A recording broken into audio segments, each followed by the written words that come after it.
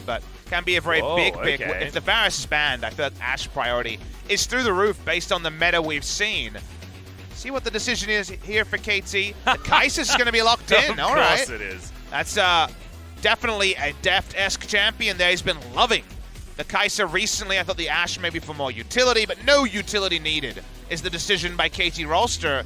Jin Air, they might actually digress from the marksman for Teddy. They're hovering over the Vladimir for now. Yeah, not a lot of marksmen left available. As you were talking about, the Ashe feels like the last one remaining as far as the meta at the moment. So far just going to bide their time. The Kennen to be locked in here as KT almost a free Gnar pick on the top side of the map if they want it, even if the matchup can be difficult early and in the laning phase in general. Or a free Jace pick if they want it also. Oh yeah, very true. The Jace is often taken into the Gnar and the Kennen, but we'll wait and see what Smeb wants to play.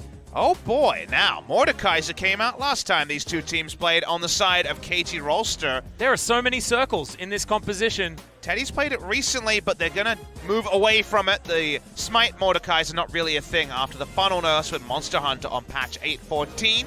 Yep. Well, this is KT Rolster's first match on 8.14. They're the last team to debut on this patch. Last pick here, I think the Jace is the one that makes a lot of sense. Does stand out a little bit here for Smeb. Has been a fantastic pick for him. Seen a lot of bans as well recently.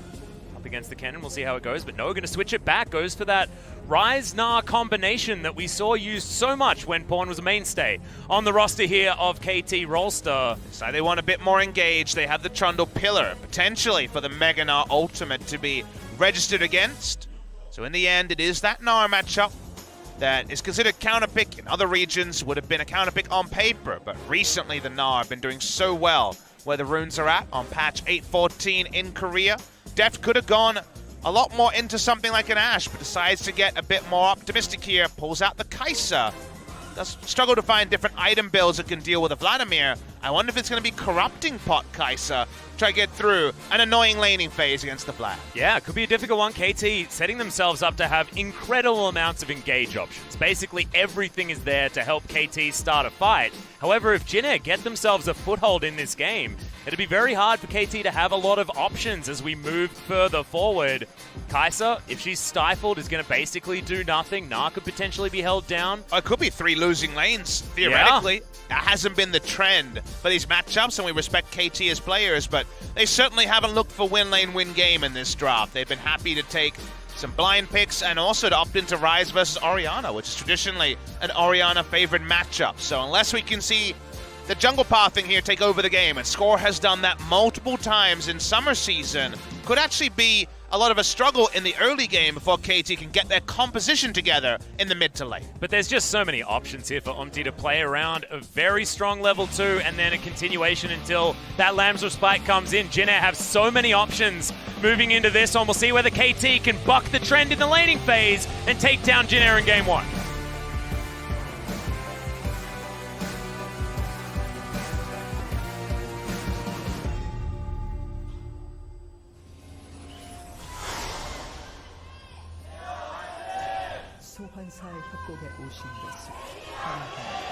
Well, plenty of KT Rolster fans here in the audience at the Seoul Stadium tonight. It's basically a packed house as Teddy already running away from the engage of KT Rolster. Reveals that he took Q, so maybe the flash on top would work, because this is a nice fan sign here. Everyone back, worshipping Pawn, who makes his return. It's actually been a very long time since Pawn has played in the LCK. I believe it was against Gen G, then KSV, 10th of March, 146 days ago. Wow. The last time that Pawn played. Really feels like a veteran of the scene, but when he won that 2014 World Championship, and remember guys, we have a World Champion mid laner starting. The first one of recent memory, given that Faker and Crown have been on the bench. First one to make his way back. But Pawn makes his way back. When he started that World Final, he was 17 years of age. 4 years later, only 21. Still very young, despite Pawn being one of the big names on the scene for a very long time. Yeah, definitely. We'll see whether he's going to be able to change KT's fate here, as the BBQ series certainly made a lot of KT Rolster fans very nervous. And I know that's probably just a general state of being a KT Rolster fan, but still, it's not a great feeling. KDA battle between UmTi and Score not working out for him. We do feel like Jin Air have some nice lanes to play around, though. They're not necessarily 80-20 lanes or anything like that, but there's definitely been metas where on-hit Kennen has been able to beat the Gnar. The Orianna traditionally does very well into Ryze after a few levels, short of some jungle ganks. And Deft is going to have precious few items that he can really do to match the awesome dude Vladimir coming through from Teddy. So unless we can see Score have a big performance, you'd think KT are going to have to be pretty respectful in the laning phase. Yeah, and I feel like KT can play around a tempo advantage if they manage to find one. However, looking on the other side, Jin Air's play with tempo this game will be out of control, because that's exactly what Kindred does. You know, she roams into your jungle, takes away your camps, builds up the marks, has the despicable range whilst stifling you at the same time. And if they can utilize these good lanes that they've already crafted for themselves, it will be an opportunity for them to snowball this pretty damn hard. They have a lot of vision information about where Score is, so they know this is a free gank onto Smeb. There's no chance of a counter gank here. They know he's bot side.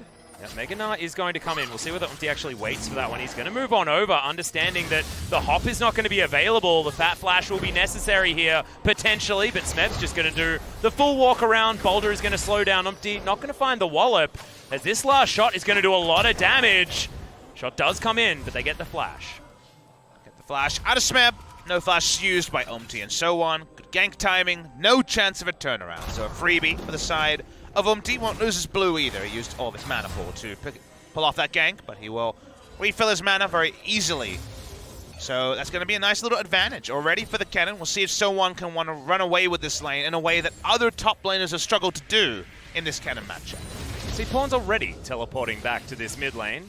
May have ran out of his mana shoving a wave forward, or maybe just ran into too many dissonances. Well, the last time we had Ori versus Ryze, there was things that worked for the Ryze. He had the ability to use the minion dematerializer to AoE clear much easier in the early levels.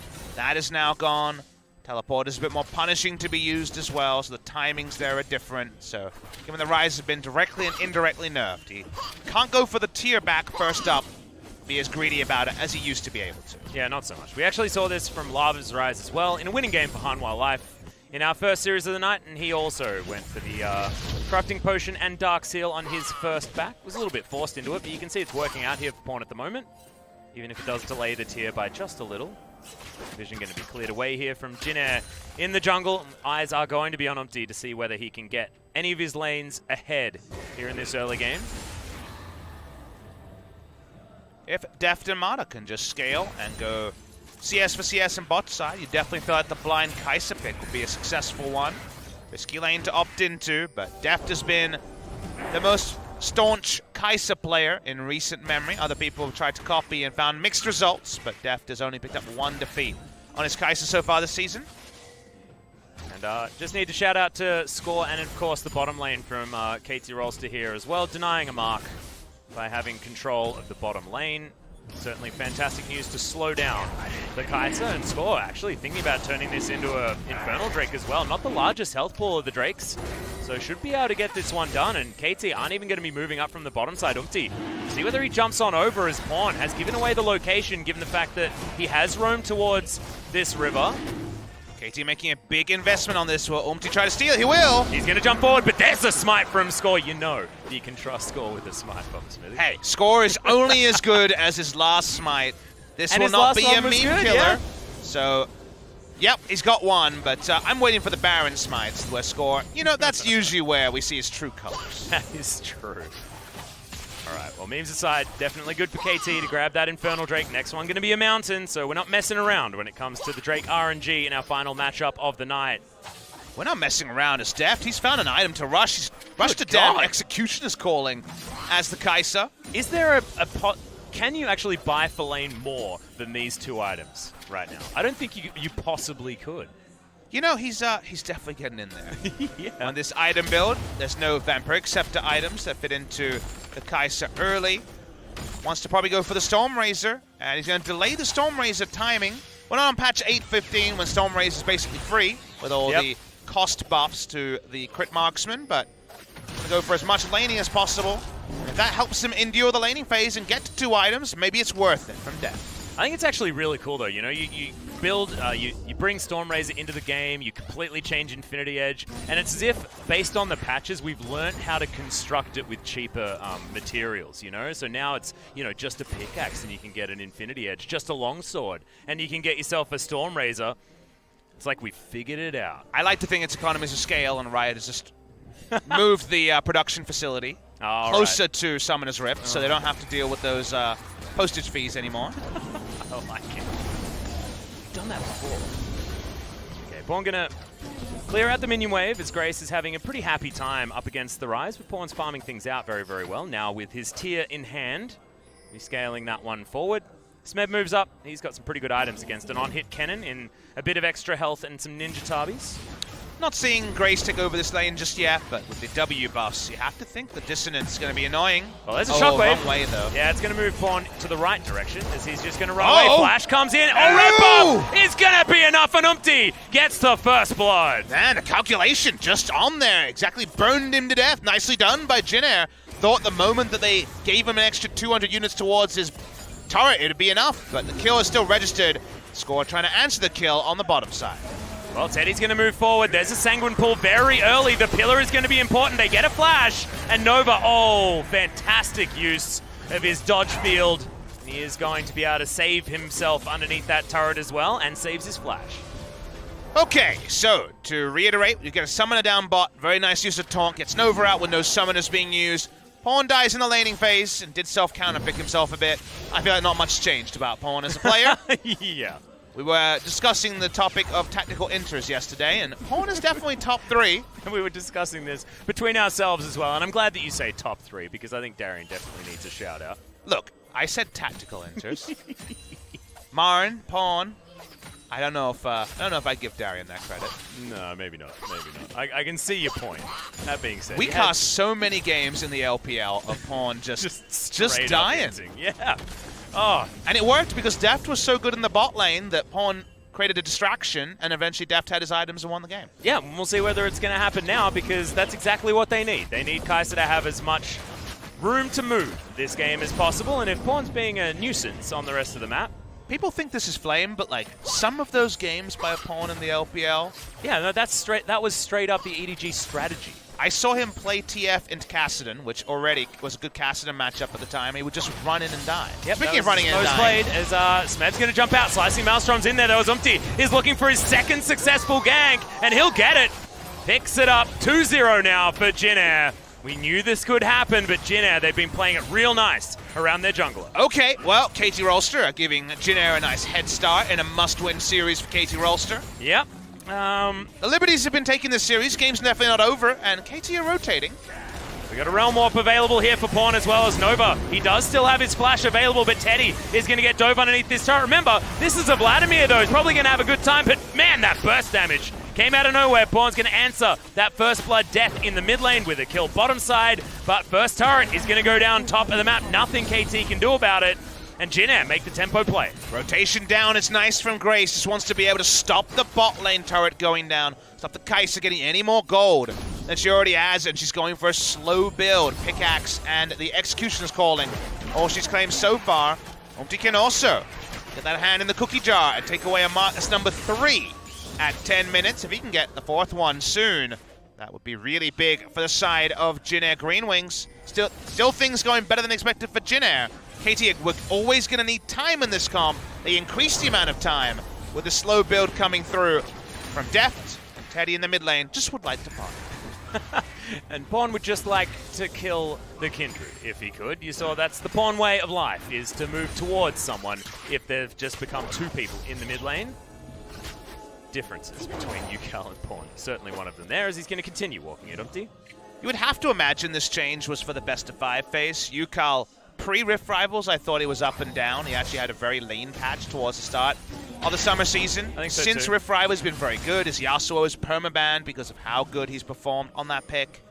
So with best of 5s coming up, just like they gave Rush experience in the final best of 3 of spring season, if you're going to put Pawn on the active roster, remember he wasn't in the first round robin. Yeah. He was elevated to the roster again in the second round robin, so it makes sense to give him a bit of game time before those best of 5s come out.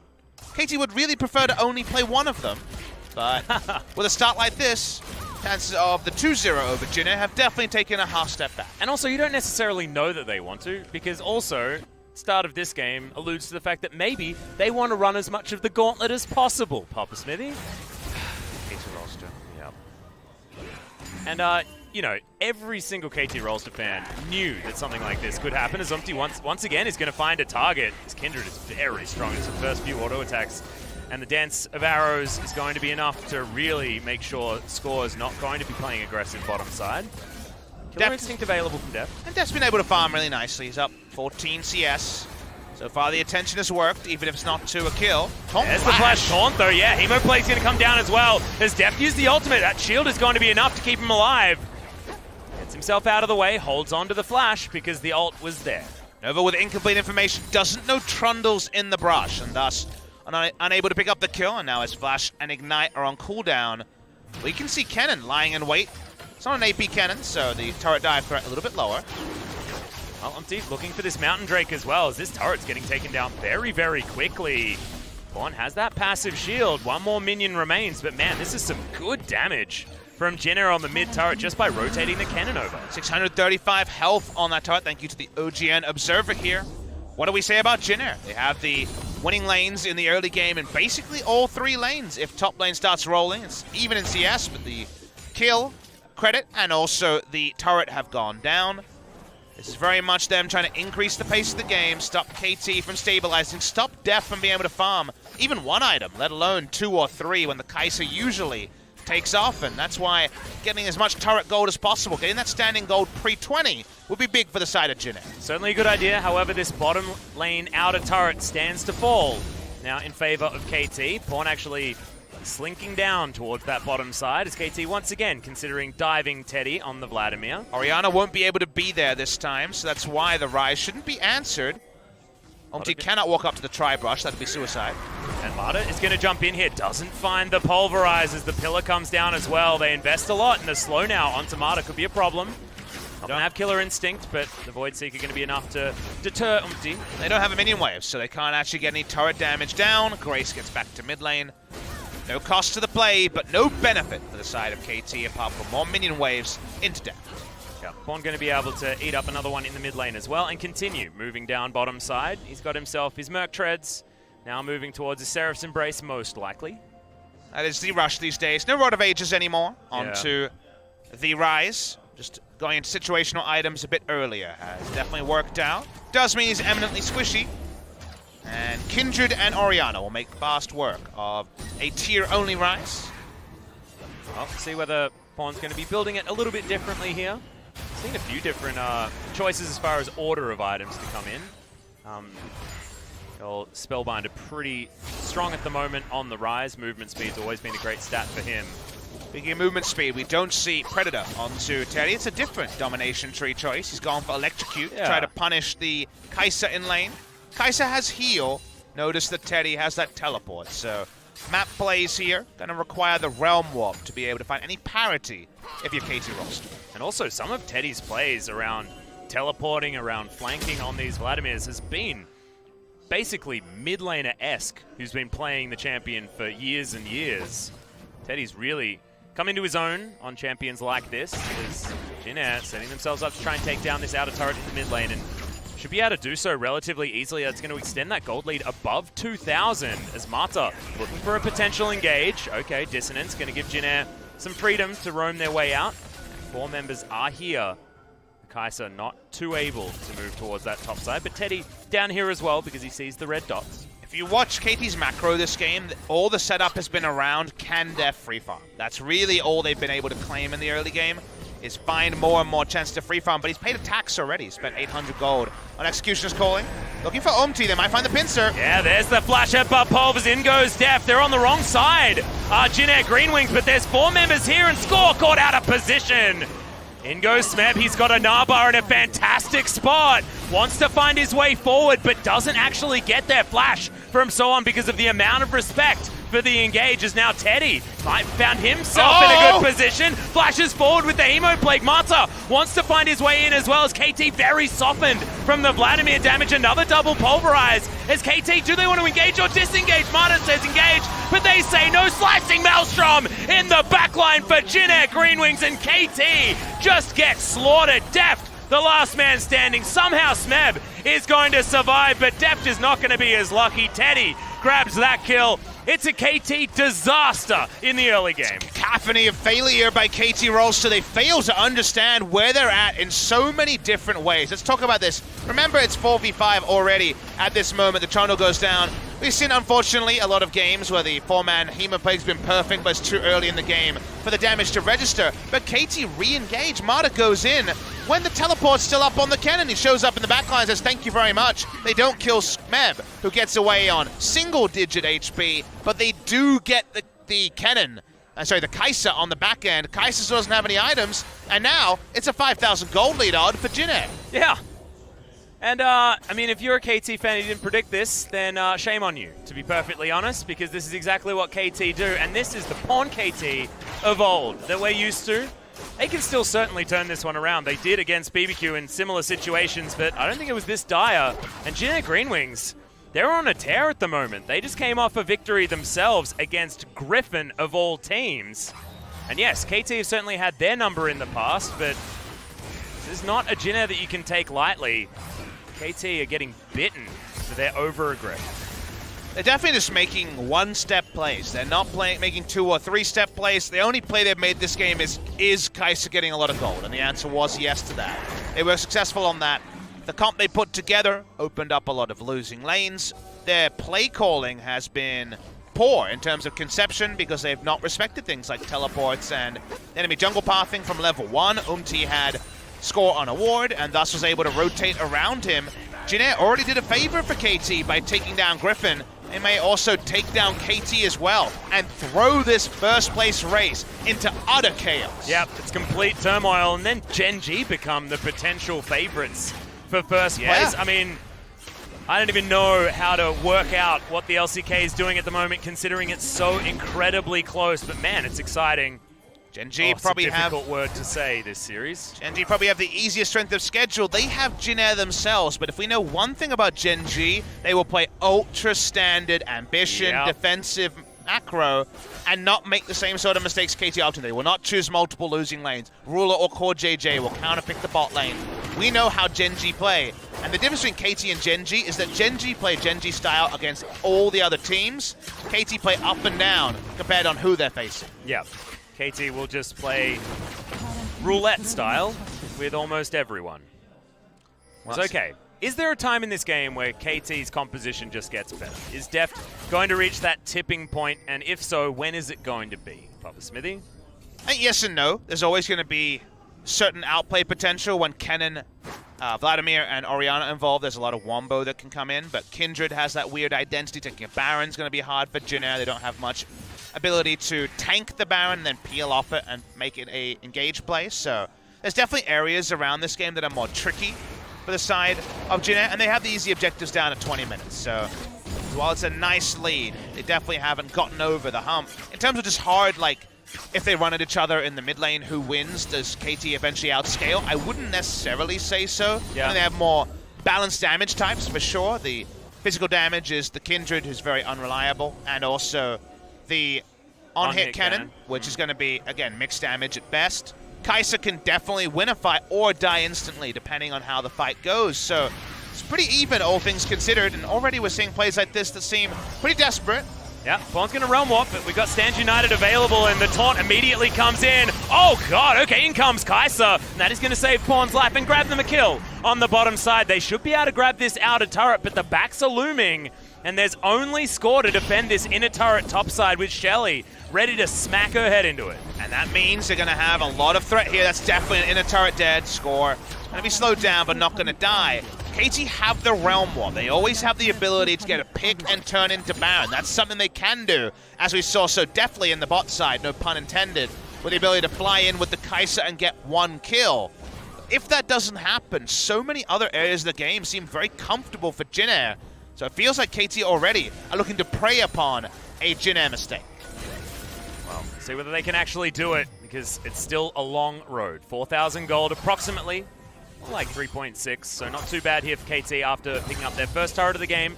But it's 1-4. Jin Air have control of the whole map, and when there's a Kindred on the team, that is certainly a great feeling if you're Jin Air. Kai'sa having an item, a nice start, and KT, like we mentioned, really all they claimed in the early game was farm parity for the Kai'sa, 800 gold of which has been paid in a QSS-like tax to the Executioner's Calling. So, 2-item Kai'sa, when that comes in, that'll be fun to see. Will we see the Rage Blade skip? Because some of our Kaisas are skipping it. Not in Korea, but around the world. You do see Rapid Fire Cannon second or Phantom Dancer second on the Kai'sa. If the gold values are not there, it feels really bad to skip Rage Blade because Rage Blade holds so much power. Stacking that plasma up quicker. Also, yeah. Seen a bit of Runar's Hurricane as well previously on the Kai'sa. After the Supercharger nerf, a little bit less. Yeah. But here we are at this juncture in the game. KT just setting up defensive macro. We already mentioned difficult for Jin Air to find more, to find Innitards, to find a Baron. And that's the good news story for KT, is that maybe they can delay until one teamfight execution will be enough for them to get back into the game. And this is what you were illustrating before, with that Baron doing a couple of autos to UmTi and almost taking him down to half health. That was just from Score starting it up with the pillar. Thankfully now does 1 damage, so that you can actually provoke Baron into battling someone trying to clear out your vision. KT will be able to at least have some vision in the back of the pit there of the Baron. Probably a Rage Blade coming out next to make Kennen completely oppressive in his build path to try to take down Smeb. Yep, the recurve bow trifecta. Could also just be something like a Phantom Dancer, but we haven't seen that build as much in summer with this last reintroduction of the on-hit Kennen. Thanks to QV for that one. Yeah, having Withstand and Blade of the Ruin King just feels a little bit too good to go the Rage Blade. But crazier things have happened.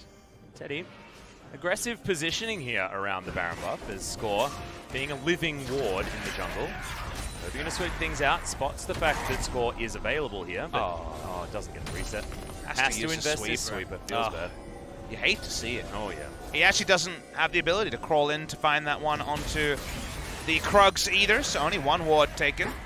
Deft on a ward as well. The Score is just going to move back, but still able to make sure that Jin Air don't move any further forward as Teddy, he's going to, and Deft going to take way too much damage from that one. Heal comes in from Mata as now Smeb gets a Sanguine pull out of Teddy. This might spell the go button here for Mata, who moves immediately forward to clear out this vision. Teddy might have accidentally forced out a heal or just killed Deft if he started with Hemoplague there, probably surprised by his own damage. Yeah. He's got himself 2 items and a needlessly large rod on top of it as well. Teddy's in a great place on the Vladimir. Deft has done some thrift shopping. He definitely has over 100 AD, but the attack speed evolution of the Supercharge is going to be delayed pretty significantly as a pickaxe, most likely on the way to the Rage Blade, a Hex Drinker. It's not to be popped by Orianna, Kennen, and Vladimir. Probably a required choice. That means Q evolve, yes. The E evolve, it's going to be delayed pretty significantly. It is. He doesn't have any item slots left either. As we're having a look at the money, it's a 1,200 gold lead for Teddy there on that bottom side as the Orianna also farming up a Storm. 1, 0, and 4. Grace has just been slowly but surely moving to the point where these shockwaves are going to have to be mad respected on the side of KT Rolster if they want to stay alive in the later stages of the game. So, we asked KT to show us why the Ryze priority into Orianna. Why trusting on a comp that can pick and rotate, but not really too much else. Waiting to see if they can actually pull it off. We know KT can, but actually putting it together this game, always something that we're unsure of. UmTi skips along. It's going to be 3 Mountain Drake for the side of Jin. That's 3. And, Baron speed's certainly not going to be an issue now. It's become a bit of an irrelevant point, I have to admit. And you like to talk about the fact that, you might have a composition that's not as great as Baron. You give anyone that, and it's going to be good. As Vaughn trying to fight back here against Grace, does so pretty nicely and eats up a shockwave. Thank you to OGN there to confirm 30% bonus true damage to epic monsters and turrets provided by the 3-stack Mountain. Man, now I kind of want to see what happens if you run a Baron with the double stack Elder. 60% bonus true damage. I think it melts. Okay, that's maybe I don't need to see it then. That's another 9 minutes into this game where Jin Air is going to have even more items. And yeah, I don't think I need to see that either. You know, I'm not very good at traveling. A lot of people love traveling. They want to see the 7 wonders of the world. Yeah. I'm kind of the sort of person who just Googles it, and I'm like, oh, that's what it would look like. And I'm kind of sated. Okay. So I think you spoiled the Mountain Drake double Elder Dream. And, well, I don't need to see the Taj Mahal, so I got that going for me. All right. I actually bought a model Taj Mahal, so I don't need to see that either. That was, What scale was it? 1-to-1 or? Oh, yeah, obviously. Nice. I put it in my You get bedroom. paid a lot more than me. I keep learning. No, I just have a really big bedroom. It was cardboard. It took me forever to put it together. Wait, I the didn't other spend one that ruined the environment. That's a lot of cardboard for a 1-to-1 Taj Mahal. Hey, it was all second-hand used cardboard, okay? Okay, well, And at least also- it was environmentally friendly Yeah, cardboard. yeah. Don't worry about that. Don't worry about that. Again, this Baron will be burnt as if it was cardboard. If we do see it started by the Kindred, not so much by the Vladimir. Well, still, vision available here for KT. That control ward has spent a lot of time alive. Here in the back of the Baron pit is UmTi, desperately wants to clear it out and is going to finally be able to do so. As now Grace might find himself in a rough spot. There's a lot of control vision though, as he does have dissonance available to keep himself alive, keep himself in a safe spot. As Marta unfortunately accidentally places his control ward in the wrong spot and has to immediately replace it. UmTi going to be able to get this one from over the wall, given the fact that Jin Air have moved their vision line into KT's jungle. That's right. Our first place elect is making desperation defensive macro plays against one of our relegation teams. Such is the LCK in summer of 2018.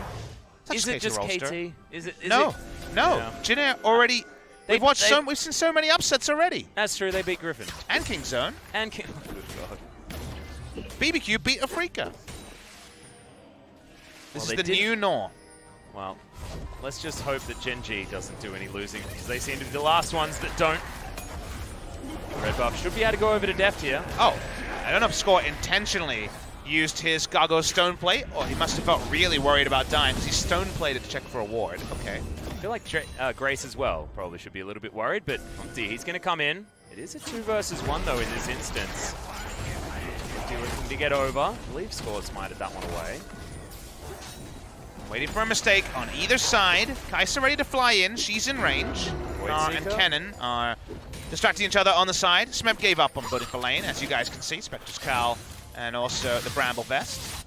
Him and Cube are resident team fighters as Score flashes out of the way of the shockwave, but the engage is all too strong and the Trundle is going to fall down. Subjugate not enough to keep him alive, as now Pawn just waiting behind that wall. Teddy checks the face of Marta and Deft as Hemo Plate goes down. That's onto Marta as well, but thankfully has the ultimate, as now they're going for the turnaround. Teddy has to stand united on top of him, but the stopwatch is too good. Deft misses the auto, but finds it in the end, and KT Rolster, they answer. It's a 1-for-1, trading the jungler for the awesome dude bottom lane. Marta baits him in, but does it actually mean they still lose Baron? Pawn knows about this one, but holy crap, it's fast! Yep, that's what 3 Mountain Drakes are going to do for you. 3.5 minutes of that Baron buff now, as Voidseeker is going to miss.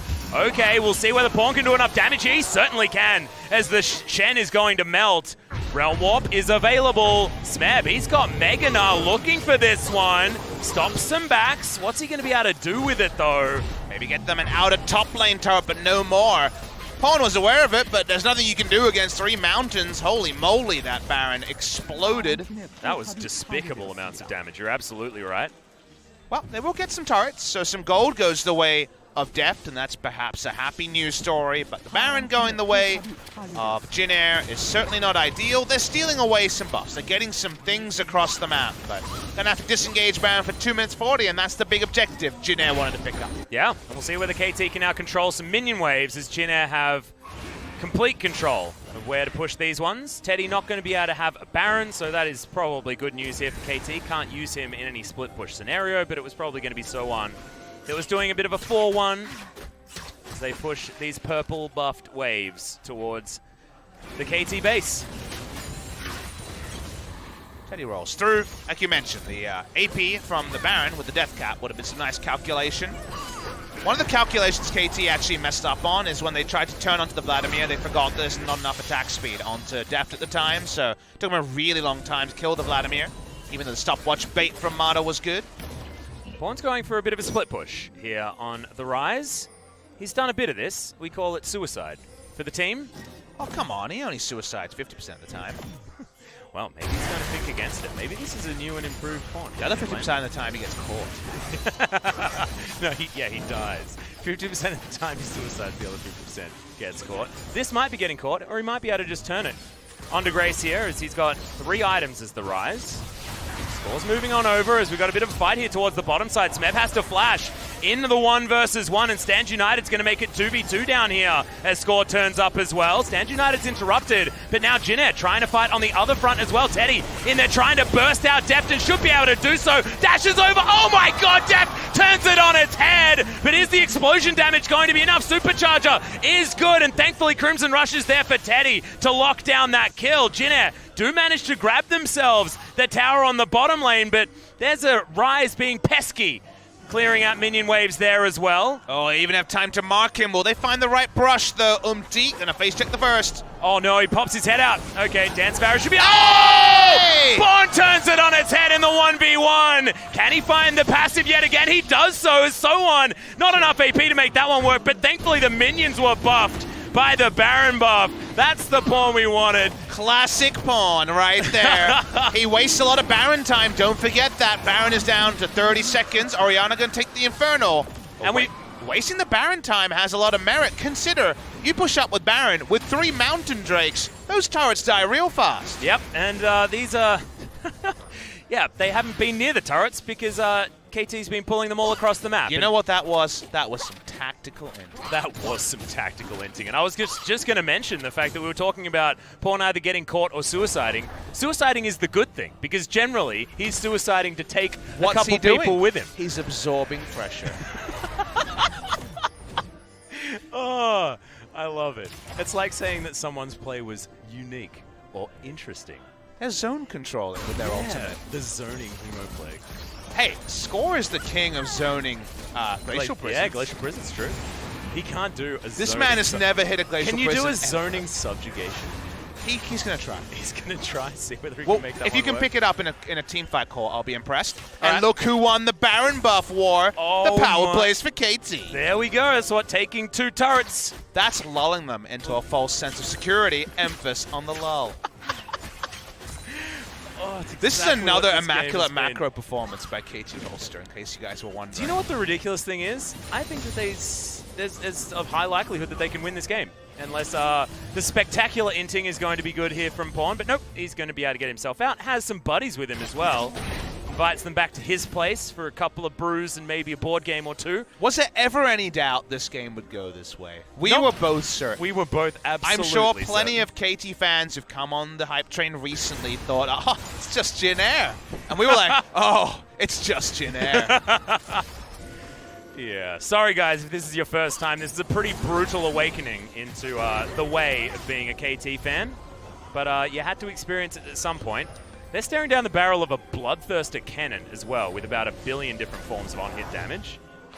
Jin Air, I mean, we were talking about this before. It's going to be difficult for them to siege with this composition. They've already got a Baron, and they still haven't broken through the inner turret in the mid lane.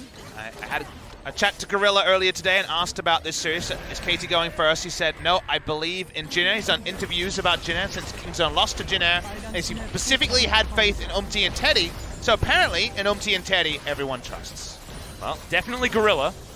But I feel like when KT lose, they're the ones that decide to lose a lot of the time, and this game is feeling no different from Pawn is doing some tactical play. Oh, yes. We haven't decided whether it's inting just yet. It's KT looking to try and go for the re-engage. Remember, this is a 2 versus 1 as UmTi may have to use his ultimate. He does so. Shockwave is going to catch Pawn, but puts him right back into the Lamsur's fight. Oh, God. Good flash at the last second. Gets Pawn out of the way as the ball not going to find him. There are now 3 members chasing after the professor of the top lane. Okay, Grace, he's going to soak a Q and finally gets rid of the Ryze. Are we sure that he got his degree? Was that tactical? Well, we can't really say it wasn't inting, so. I mean, if it was tactical, then I think Well, he was got it more the degree. Darian or Marin is the question There's we a have lot to of ask. people that I've really wondered about who have got degrees, though. I mean, remember it only takes P's to get degrees. And Pawn's name starts with P. Wow, Yeah. here's someone in there. This is some Wheaties packet levels of degrees, though, for the Ryze. I think Pawn is next leveling League of Legends for most of his career. I know. Just like I Genja, know. you know, I feel like Yeah. Pawn is the second Time Lord. Oh my god, we need to have that video back again. Do you remember the one, the Illuminati Genja, who just knows everything? Baron is going to spawn yet again, though. We'll see whether KT can actually stop this one from going down in a split second. SoeHwan's on the bottom side. They're not going to have the Kennen damage, but he's going to threaten that split push. Pawn is back up, but doesn't have teleport. Realm Warp up, wasn't used, I believe was on cooldown for the majority. But he's fighting without Banshee Veil, he wasn't getting out. Yep. He himself gonna slowly trundle down to bot side. Man, using the Kindred mark on Pawn is usually a really good move. Yeah, that's going to get you a lot of value. Zagreus is going to move forward. There's a cheeky little ward that survived for a very long time. Thankfully, the control ward down from Nova is going to spot that one out. Score. The cheeky control ward in the back of the pit. They Great do timing. this one real fast. Yep, Flash is available here for Score, who can get himself into the pit. Is now Nova. He was trying to gatekeep. Oh, God, that pillar. Beautiful timing is now... Oh, wow. Smeb and Fawn just jump on top of Teddy. Not enough Sanguine pull. I don't even think he had the ability to use the Zhonya's, and KT come out on top. Yo, who put it hollering like a kid in a I candy had zone? no idea what's Whoa, going wow, on. chocolate. Well, you're feeling really happy over there. KT repel the Baron. That's pretty good news for them. I wondered if UmTi would use the Lamb's Respite on the Baron if he saw the smite come in from Squash. Probably not worth it, judging on history. Well, Smeb at half health is going to stand on a ward, which is bad news. He's built for the team fight, though, so he's got a Thorn Mail in his back pocket. Going to keep him alive for now. SoeHwan's close to 6 items on this on-hit cannon. There's KT getting real frisky, positioning themselves now around this. Baron as Deft does one hell of a lot of damage to it himself. Not sure whether it's 3 mountains worthy. Is now they're ready Marta for this. lying in wait. Will have the pulverize. Can he buy enough time? Is the question as Grace gets booped in, but everyone was on different pages. Do we start the Baron? Do we continue? What do we actually do here? As that's the free pick available. UmTi as well now trying to dance TP. forward as Deft. You know that he can get very aggressive. Yeah, teleport available as Teddy does jump his way forward, but now KT are on the correct side. Lamb's Respite is going to stop Deft from getting the execution, but that's not where they want it. Pawn is going to go down. It's going to be the ultimate coming in from the Shen that seals the deal, and SoeHwan does have the rest of the damage. Celebration Shockwave. And Jin Air, I believe, just won the game. They definitely did. Atlus are going to win this game. Number 1, trying to do a favor for Gen G, who probably are the most benefited. Kingzone Dragon X as well. With these 3 mountains, they look at the turrets and laugh. Yep, they look at the turrets, and the turrets, I believe, just crumble themselves. As Marta now back in base, but he's not going to do anything about this one. The Nexus is going to explode. 12,000 gold was the lead in the end at 40 minutes, and Jin Air, once again, come out victorious. Of all the games I have cast, that was certainly one of them, Atlus, as Jin Air Greenwings were able to pick up the first game victory. It was classic Jin Air versus KT. Picking the MVP here is going to be a tricky one. A lot of members of Jin Air had some good games on their side. Nice jungling performance from UmTi. Yep. Everything came together. It did not for KT Rolster. And now the question is, we saw one game of Pawn. It was exactly what we expected. Will we see a second one? I'm not entirely sure. I personally would love to, Papasmithy, because that was a whole lot of fun. Despite what KT fans might think, being a KT fan is a pretty easy one if you want to just enjoy yourself, as long as you're not too invested in how well they do or don't do on Summoner's Rift. Let's have a look at some of the highlights of this game. So Marta was setting up to try to make a big play. Unfortunately, had no health bar instantly. They were still taking the Baron because KT were doing 2 things at once. Needed to turn earlier, but they were trying to bait for Marta to get a big pick. Unfortunately, they were the ones who ended up being baited. Vladimir gets backline access. Doesn't really achieve too much in the backline, but wastes time. The minion wave's already here, and that minion wave is what is ridden by Jin Air all the way to a Game 1 victory. If KT Rolster to go top, they can still do it with any match win, but they need to find 2 games in a row against Jin Air, who are looking to go back-to-back. Griffin and then KT. Yeah, they are taking names, denying